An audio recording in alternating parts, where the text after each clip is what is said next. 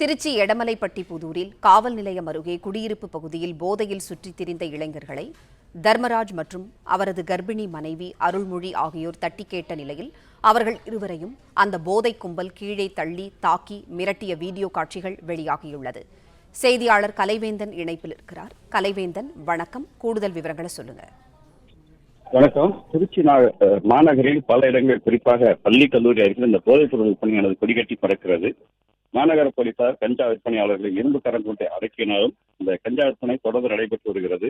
கஞ்சா போதை தலைக்கேறிய கும்பல் செய்ய அடாவடிகளும் குறைந்தபாடில்லை. இந்த நிலையில திருச்சி எடமலைப்பட்டி பொல்லாங்குளம் பகுதியில் காவல் நிலையம் அருகிலேயே இரவு நேரங்களில் மட்டும் அங்கு வரும் வாலிபர்கள் அந்த பகுதியில் சமூக விரோத செயல்களில் ஈடுபட்டு வருவதாகவும், இதை தட்டி கேட்பவர்களை அவர்கள் தாக்குவதாகவும் எடமலைப்பட்டி போலீஸ் நிலையத்தில் தொடர்ந்து புகார்கள் அளிக்கப்பட்டு வருகிறது. ஆனாலும் போலீசார் எந்த நடவடிக்கை எடுப்பதில்லை என பொதுமக்கள் குற்றம் சாட்டி வருகின்றனர்.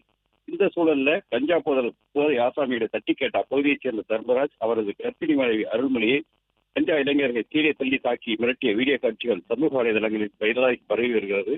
கஞ்சா நபர்கள் தாக்குதலில் காயமடைந்த தர்மராஜ் மறுபடியும் திருச்சி அரசு தலைமை மருத்துவமனையில் சிகிச்சைக்காக அனுமதிக்கப்பட்டுள்ளனர். இந்த தாக்குதலில் ஈடுபட்ட 4 இளைஞர்களில் இதுவரை 3 பேர் கைது செய்யப்பட்டுள்ளனர். மேலும் தலைமறைவாக உள்ள ஒரு இளைஞரை தேடி வருகின்றனர். நன்றி கலைவேந்தன், தகவல்களுக்கு நன்றி. பிளே ஸ்டோர் மற்றும் ஆப் ஸ்டோரில் இருந்து பாலிமர் செயலியை QR கோடு மூலம் பதிவிறக்கம் செய்யுங்கள். செய்திகளை உடனுக்குடன் பெறுங்கள்.